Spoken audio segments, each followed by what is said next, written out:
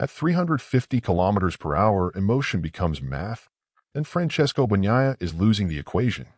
The man who once translated every vibration of the front tire into poetry now hears only static. His touch, once the metronome of Ducati's perfection, trembles under a machine that no longer speaks his language. The GP25, with its lighter steering head and merciless geometry, demands instinct where he offers precision, rebellion where he gives order. Each corner becomes an interrogation between data and doubt. Brake pressure at 13 bar, front load distribution shifting by millimeters. Yet the feedback that once guided him, that sacred whisper through carbon and nerve, has gone silent. He feels the front slide not as physics, but as heartbreak. Every staccato vibration of the Michelin is a question he can't answer. When did control become captivity? He wonders, chasing a sensation that now lives only in memory. The telemetry says everything is fine, but the body knows better.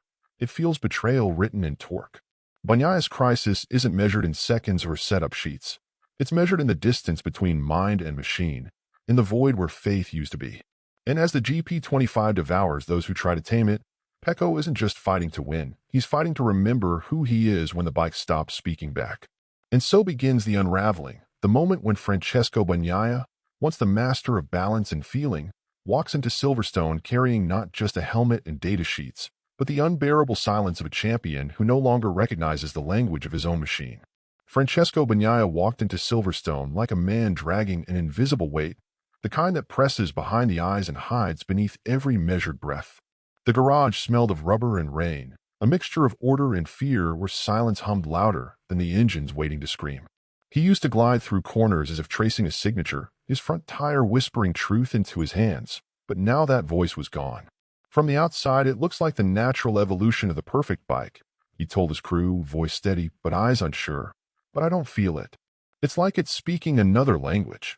The GP25, lighter at the steering head and sharper on the rake, should have been a masterpiece, yet each millimeter of its frame seemed to reject him. A telemetry graph blinked back cold numbers. Oscillation at 1.7 Hz on corner entry, the heartbeat of a dissonance he couldn't silence. Maybe it's not the bike, he thought. Maybe it's me who's lost translation. The feeling that once defined his art had evaporated, leaving data where intuition used to live. He rode, but not with grace. He wrestled, carving lines that bled rather than sang. The front end trembled like a note held too long, the tires searching for communion that never came. I'm riding as if I were the problem, he confessed to no one in particular, and even the monitors seemed to turn away. Engineers adjusted shims, chasing decimals, but decimals cannot cure absence. The metallic chatter of tools became the rhythm of his doubt. He pressed his palm against the tank, feeling the vibration travel through bone to thought, a ghost of connection. The frame doesn't feel as stiff as it used to, he murmured, then smiled faintly. Or maybe I'm not as rigid inside. The phrase lingered in the air like condensation on a visor, brief and revealing. Outside, the British sky lowered, heavy and unblinking, mirroring the fog inside his chest. Every braking zone became confession, every apex a question with no reply. His inner balance cracked where precision once lived, and each lap carved another fracture. When he finally shut off the engine, the sudden quiet felt like judgment. The GP25 ticked as it cooled, small metallic sighs punctuating a truth he could no longer outrun. In that fragile silence, the champion understood what the telemetry never could. Harmony isn't built in carbon and titanium. It breathes, and his head stopped. Marc Márquez has always treated adaptation like oxygen, invisible, essential, and merciless to those who forget to breathe it. His words after Silverstone sliced through the paddock like the click of a visor closing before a storm. If the problem remains after 3 or 4 setups, then the problem is you. For him, survival is not philosophy, but instinct, a biological reflex honed by years of pain and titanium. Bagnaia, by contrast, carries the weight of purity, a craftsman of symmetry unwilling to let chaos dictate rhythm. I don't want to win by riding like someone else, he told his crew with a voice that trembled between pride and exhaustion. I want to win again as myself. That vow echoes through the Ducati garage like a prayer written on asphalt. The GP25's sharper geometry, 3 millimeters shorter on trail, favors aggression over grace, demanding that its rider surrender to unpredictability. Yet Pecco cannot surrender what defines him. If I adapt too much, do I disappear? He wonders, his inner monologue slicing through the hum of the pit wall. He feels the handlebars vibrate with a pulse not his own, like a violin out of tune with a musician's heart. I can't ride in the dark, he admits later, voice stripped bare. For him, the unknown isn't freedom, it's blindness. Márquez dances with it, leaning into instability as if it were an ally. Bagnaia resists, building invisible walls around his precision. The engineers look between them, two opposite species evolving in the same cage. The telemetry tells one story, but pride tells another. Every click of compression and rebound becomes an act of defiance, a refusal to abandon the artist within.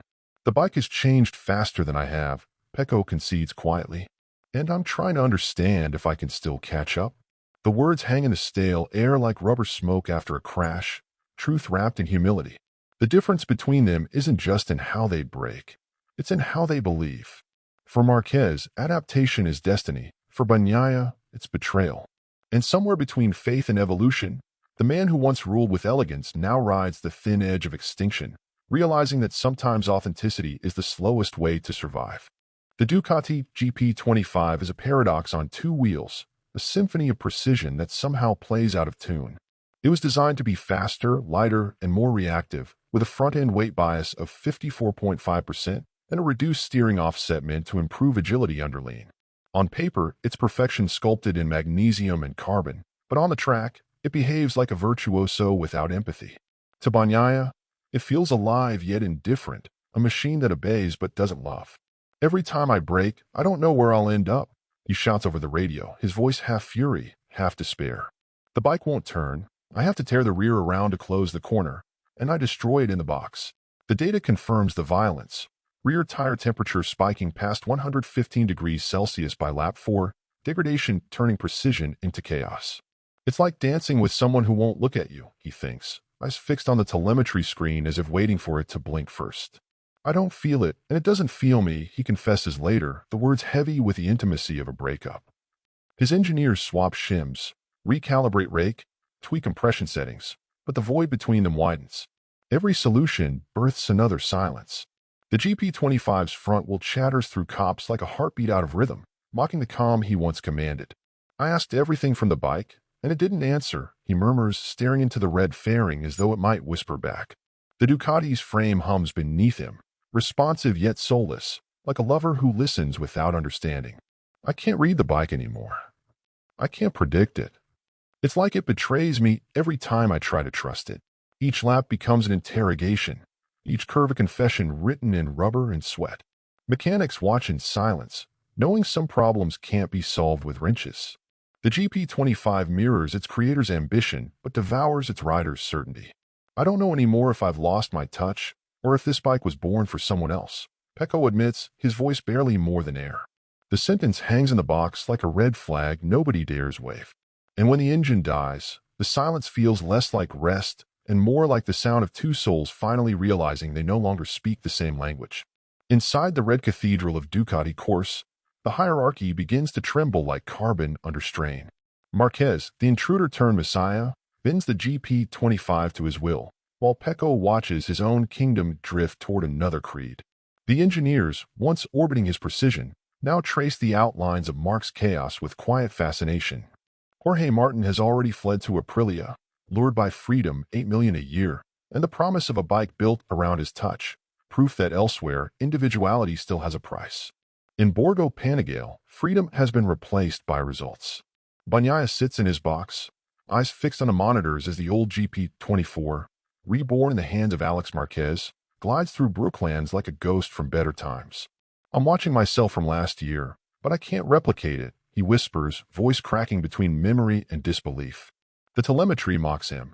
The GP24 runs steadier brake pressure, a more compliant chassis flex, geometry 2 millimeters higher at the rear, details simple yet cruel. How is it possible that an old bike can win this easily? He demands, searching for logic and betrayal. Maybe evolution has stopped speaking my language, he thinks. The inner voice quiet but corrosive. In the neighboring garage, laughter spills like fuel on asphalt. Márquez's crew celebrating a different kind of mastery, one that thrives in imperfection. The technicians in red move cautiously, afraid to meet Pecco's gaze, their allegiance divided by lap times and fear. Ducati's philosophy, once built on balance, now worships aggression, Its new god rides without memory. The GP25 has chosen its pilot, and it isn't the man who gave it glory. Each adjustment feels like erasure, each debrief a polite funeral for feeling. Even the factory corridors echo differently now, humming with a new rhythm, faster but colder. He bends it, forces it, breaks it if needed. A mechanic mutters about Márquez. Pecco listens, and the bike stays silent. The transformation is complete. Ducati has shifted from art to survival, from harmony to hunger. The victory of an old machine reveals a cruel truth. Progress is not about the newest steel, but about the soul willing to scar for it. Two philosophies now coexist under the same red roof, orbiting each other like twin stars destined to collide. Bagnaia rides with the soul of an architect, craving geometry, symmetry, and the comfort of repetition, while Márquez lives in the beautiful disorder of improvisation. In the paddock, their difference is no longer mechanical, it's spiritual. He bends reality. I draw it. Pecco once said, half admiration, half warning. For him, racing is art guided by mathematics, where the perfect lap is a prayer that must be repeated, not reimagined. Márquez, instead, treats the laws of physics as polite suggestions, bending them until they obey his madness. Maybe that's why he survives, Pecco thinks as he watches telemetry lines that no longer align with feeling. The GP25 exaggerates this split. Its 340 horsepower engine responds better to aggression than grace, rewarding chaos with time. From 2021 to 2024, I knew exactly what the bike would do in every corner, Bagnaia admits during a debrief. Now I've lost that gift, it's like I'm missing a sense. His words fall heavy, like a tool dropped on concrete. For Márquez, reaction trumps reasoning. The instant defines the outcome. For Bagnaia, reaction without comprehension is sacrilege. The engineers study both riders' data like scripture, two-face recorded in throttle and lean. Márquez brakes earlier but releases later, creating time from instability. Pecco's precision, once divine, now looks fragile in a world ruled by instinct. The hierarchy inside Ducati reshapes quietly. Evolution favors the reckless, not the pure. The walls that once bore Pecco's posters now echo Marc's laughter, metallic and certain. Still, Bagnaia refuses surrender. He seeks truth where others chase victory. In him burns the tragedy of control in an era of chaos, a man clinging to the beauty of predictability in a sport that worships the unpredictable. And as the night settles over the paddock, one truth gleams through the exhaust haze. In Ducati's new theology, Márquez is the survivor, but Bagnaia remains the believer. Bagnaia's style was once a study in equilibrium, a ballet of millimeters performed at 340 kilometers per hour, but the GP25 has rewritten the choreography. Its lighter front load and narrower steering offset punish precision, rewarding riders who improvise rather than calculate. Pecco's signature technique, hard braking, late apex, the bike upright on exit, now tears through rear compounds like paper under flame. I'm not happy riding like this, he mutters during a debrief, voice low enough to make the data engineer hesitate before typing.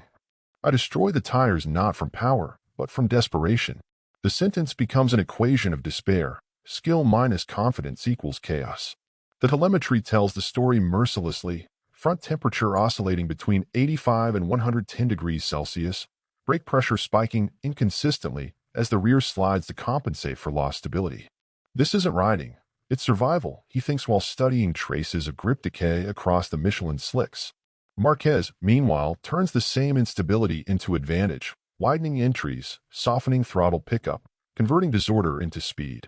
He rides the bike like a storm tamer, not a surgeon.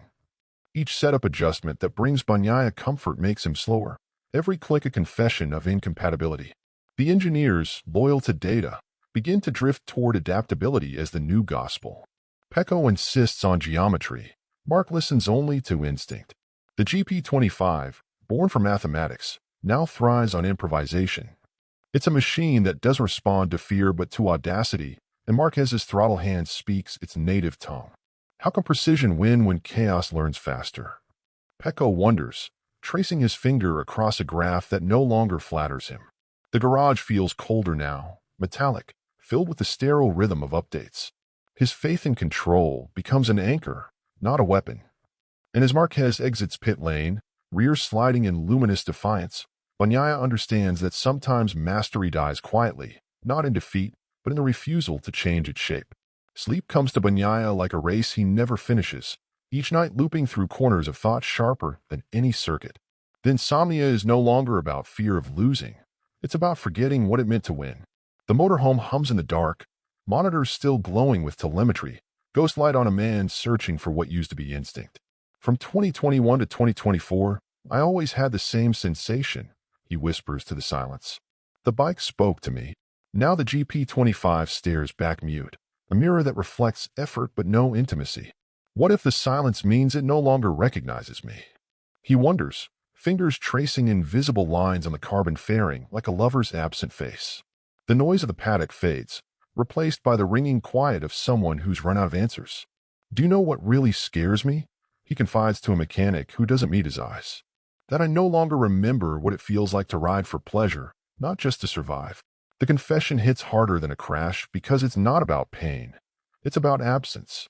His mind rewinds through years of perfection, the feeling of the front tire whispering through the bars, that sacred dialogue between balance and belief. Now each lap feels like chasing a ghost through fog. The engineers measure everything except what he's lost. His thoughts fracture between resignation and rebellion. Maybe adaptation isn't evolution, maybe it's amputation. The phrase lodges deep, heavy as a broken piston. Yet even within despair, there's a flicker of resistance, a quiet refusal to vanish into compromise. He watches Márquez laugh with mechanics, the sound like thunder on his self-doubt, and somewhere inside him a stubborn spark reignites. The pain, relentless and precise, becomes his teacher. The same way metal hardens through heat, he begins to forge himself again. In the solitude of the night, amid the distant echo of engines cooling, Pecco Bagnaia rediscovers the only truth left to him. If harmony is lost, then courage must take its place. The words drop like bolts on concrete, their echo sharper than the revs dying in the garage. If you try 3 or 4 setups, and the problem remains, then the problem is you, Márquez says, tone clean, almost surgical. No malice. Just truth with edges. Around him, the Ducati box freezes, caught between reverence and discomfort. Bagnaia doesn't answer. He doesn't need to. The silence that follows becomes a mirror in which everyone sees his reflection. He's talking about me, Pecco realizes, and the thought burns colder than shame. He looks at the GP25 resting on its stand, bodywork gleaming under artificial light like a weapon that no longer recognizes its owner. The telemetry screens glow with meaningless precision, decimals that have stopped belonging to him. Márquez walks out, still radiating that violent calm, leaving behind the scent of rain and authority. The engineers exchange quick glances, pretending to study data they already understand. I asked everything from the bike, and it didn't answer, Pecco murmurs once the noise fades. His voice trembles, not from defeat, but from awakening. The motorhome feels smaller than usual, the hum of the air system pulsing like a heartbeat too loud. Maybe it's not the bike that's mute. Maybe I've forgotten how to listen. He opens his gloves, still damp, and stares at the calluses etched into his palms like the rings of a tree that's weathered too many seasons. The mechanical adjustments, the telemetry sessions, the endless meetings, all of it collapses into one unbearable simplicity. He isn't fighting a setup. He's fighting his own need for certainty. The realization doesn't arrive like lightning. It seeps in patient, irreversible. Outside, generators drone under the rain, the paddock glowing in tired gold. Inside, Bagnaia breathes in the metallic scent of solitude and finally accepts what no engineer can fix. To recover control, he must first surrender it. And in that fragile moment, he understands that evolution begins not in the bike, but in the man who dares to let go. By the season's end, Francesco Bagnaia stands not as a fallen champion, but as a man stripped bare by his own perfection. The arc that began in control now closes in surrender, yet there is dignity in the unraveling. His downfall was never mechanical, it was human. He has learned that mastery without adaptation becomes a cage of precision. The bike has changed faster than I have, he says, voice calm. I'm still tracing invisible lines on the floor. And I'm trying to understand if I can still catch up. The phrase is neither excuse nor lament. It is confession turned compass. The GP25, once his tormentor, now mirrors his transformation, a machine that demands chaos but rewards courage. In its turbulence, he rediscovers motion without certainty. Maybe catching up isn't about speed, he thinks. Maybe it's about letting the road rewrite you. The engineers see it too, the way his throttle hand moves lighter now, as if releasing control were its own form of precision. Márquez, ever the predator of limits, continues to bend physics until it yields. But Bagnaia has found another dimension, one measured not in lap times, but in acceptance. The two riders no longer chase each other. They orbit different truths of the same machine. Each click of the gearbox becomes a heartbeat of humility, each curve a slow rebuilding of faith. His transformation isn't loud. It breathes in restraint, with a quiet refusal to break under reinvention.